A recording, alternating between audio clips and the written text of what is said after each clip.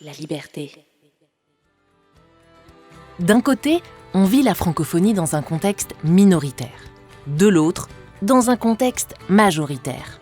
Mais est-ce que ça suffit pour faire toute la différence ? Est-ce qu'on peut vivre les mêmes réalités, la même francophonie ? Ce qui est certain, c'est que la francophonie canadienne se bat, d'un côté à l'autre du pays. Elle est changeante, elle évolue, elle est pleine de couleurs et d'histoires différentes d'une province à l'autre. Mais il y a des choses qui ne s'apprennent pas dans les livres d'histoire. Pour savoir ce qui se passe, il faut aller à la rencontre de l'autre, s'écouter, se parler, se rapprocher.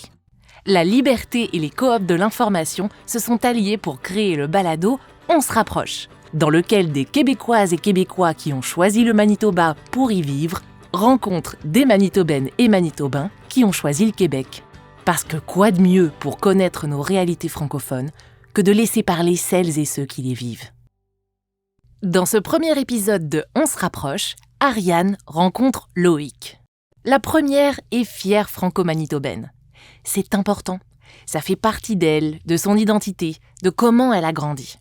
Ariane a d'ailleurs grandi à Winnipeg et s'est toujours sentie engagée pour sa communauté francophone. Elle ne le dira pas comme ça, mais nous on le sait, elle a déjà accompli beaucoup pour la jeunesse franco-manitobaine, notamment quand elle était présidente du Conseil jeunesse provincial du Manitoba. Aujourd'hui, elle est en 2e année en doctorat de psychologie clinique à l'Université de Sherbrooke. Le Québec s'est présenté comme une évidence pour elle parce qu'elle tenait à faire son doctorat en français. De l'autre côté, Loïc, lui, vient de Sept-Îles, qui fait partie de la région du Québec appelée Côte-Nord. Cette région, qui est la 2e plus grande de la province en superficie, est située au nord-est, juste à l'ouest de Terre-Neuve et Labrador.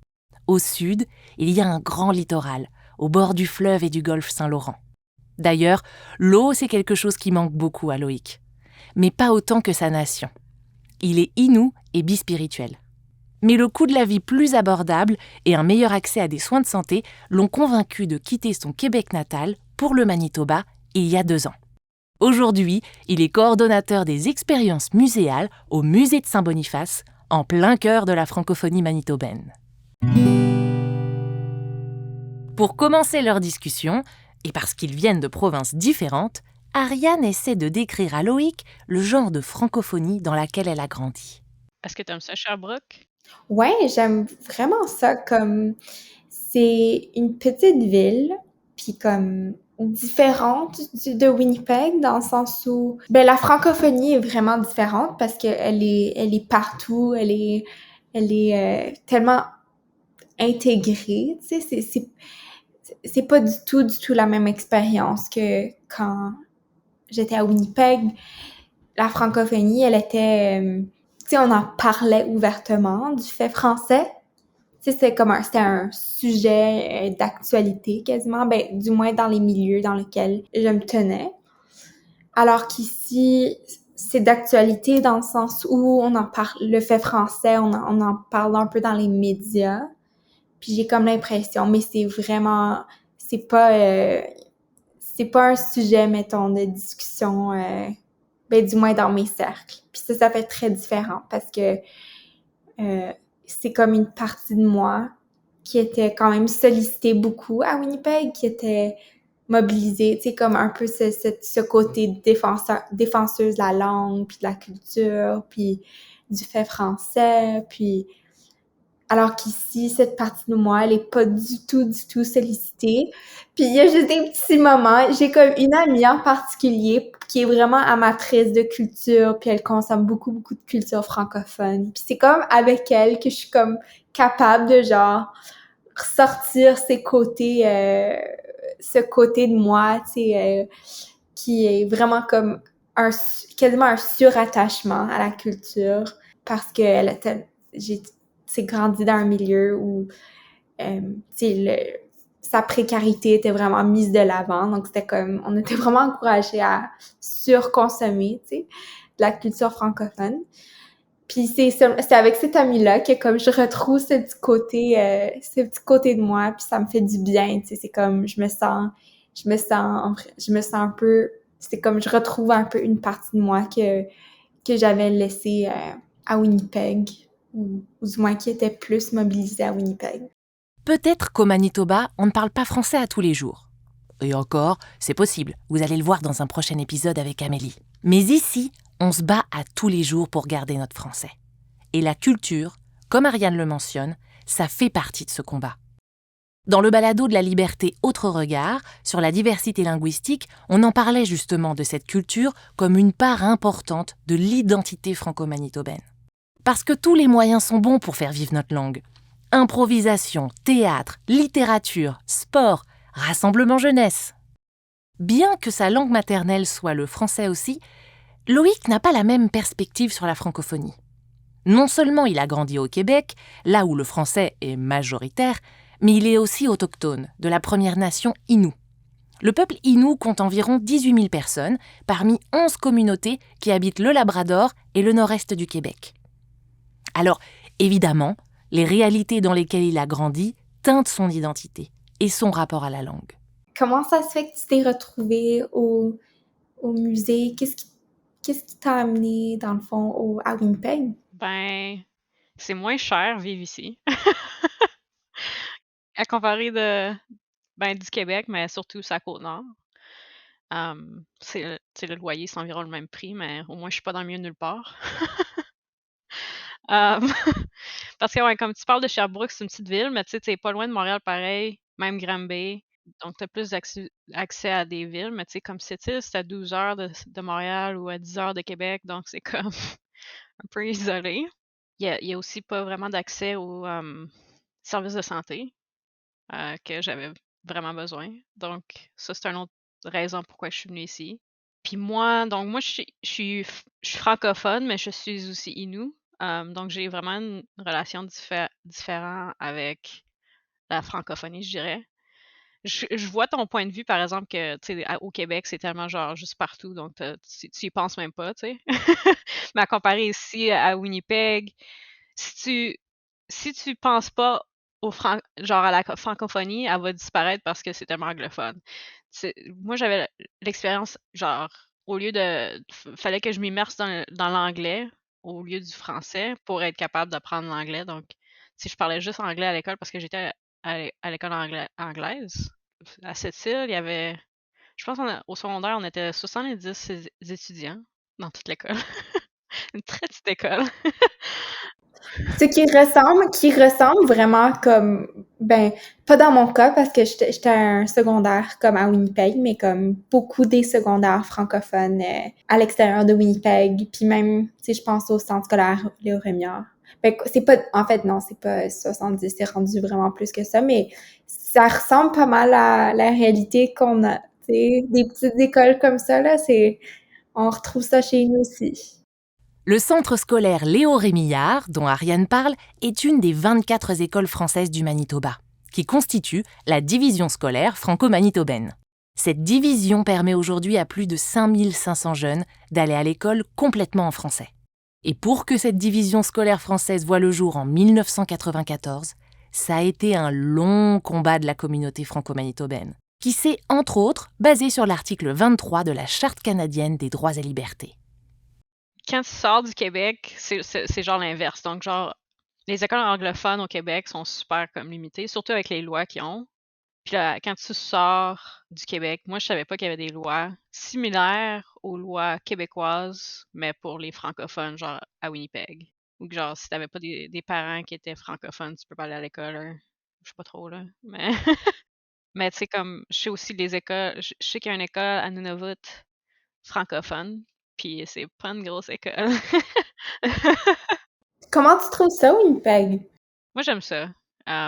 J'aime comment que tout est très accessible, puis la bouffe est tellement bonne.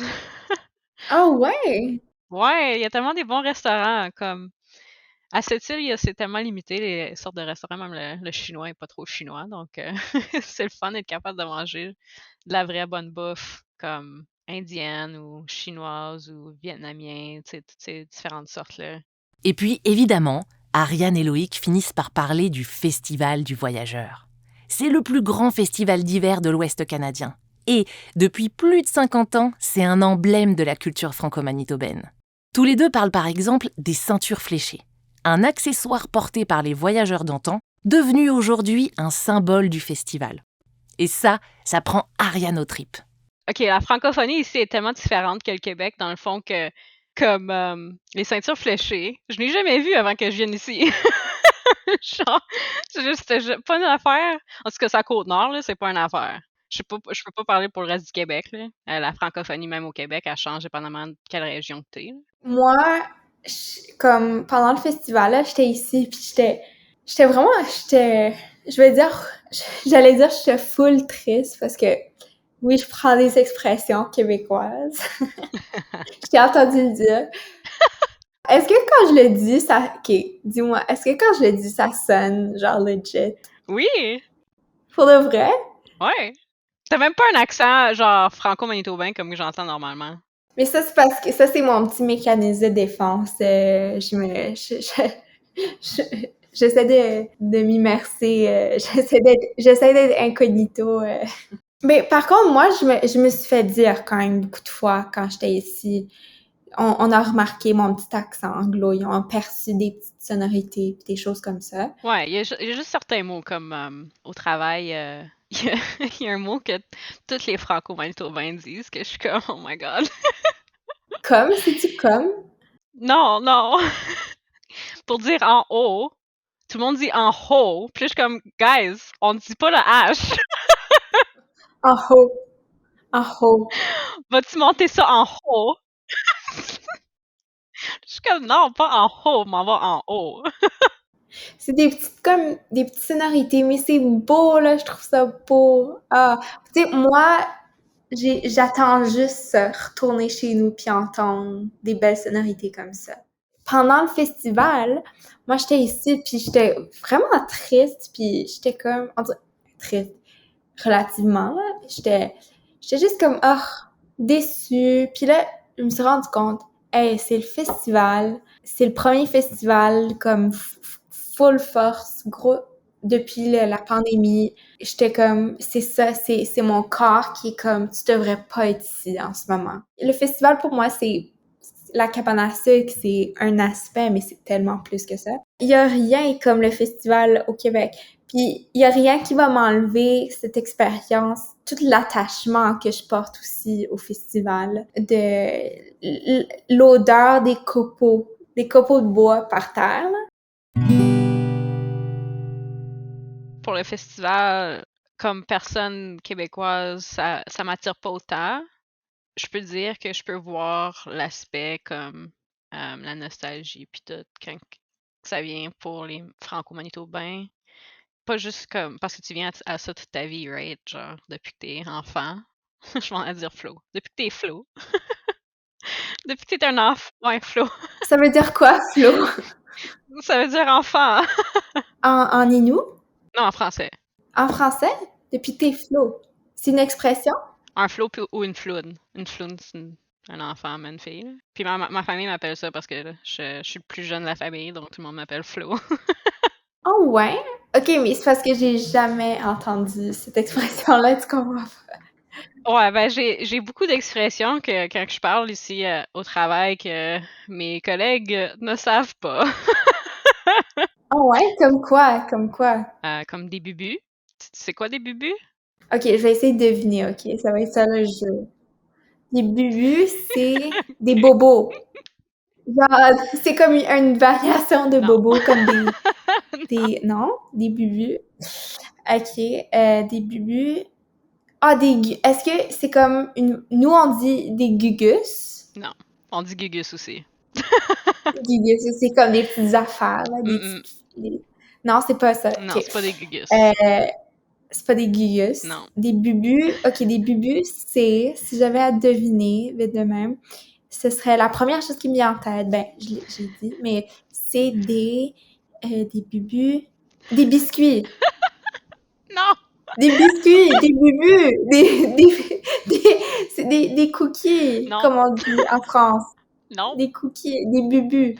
Non, ok. Non. Ok, c'est quoi? Tu sais, là, quand t'as des petites patentes là, de laine ou whatever sur ton linge, là, en boule, là, tu sais, que tu t'enlèves, là, pis c'est des bubus. T'as plein de bubus sur ton gilet. Là, t'es comme, oh non! Des bubus, Ouais. OK. OK, non, j'étais pas là du tout, là. Moi, j'étais genre rendue dans la bouffe. Ouais.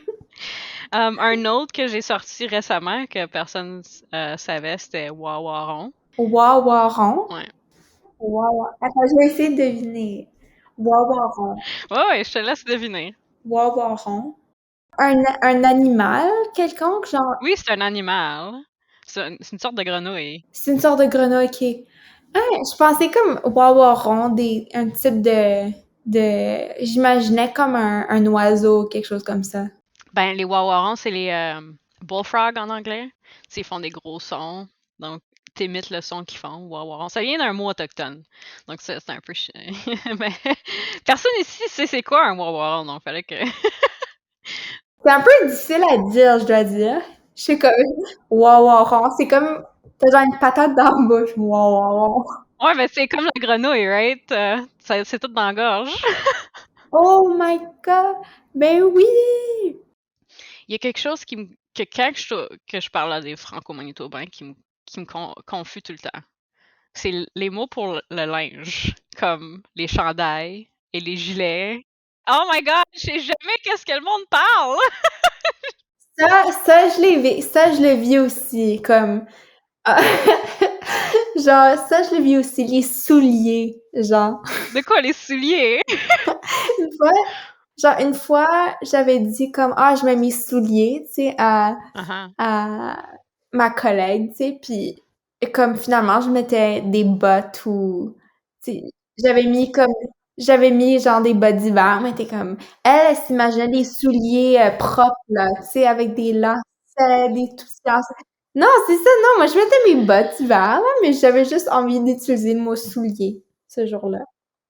Puis, elle a pas, elle m'a callé out. Ben, c'était tellement le fun de t'apprendre à te connaître. Je ne savais pas quoi m'attendre de cette discussion, mais ça m'a juste épaté combien on a découvert, on a parlé de choses spontanées, puis on a laissé nos cœurs parler. Ouais, c'était le fun de voir la différence qu'on a avec la francophonie, comme l'expérience qu'on a. La manière qu'on a grandi, c'était tellement différent. Vraiment, vraiment. Puis j'en reviens pas avec les bubus puis les...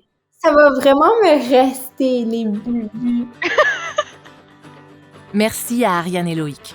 Ce balado est créé par La Liberté, en partenariat avec les coopératives de l'information, et c'est un projet rendu possible grâce au Secrétariat du Québec aux Relations canadiennes.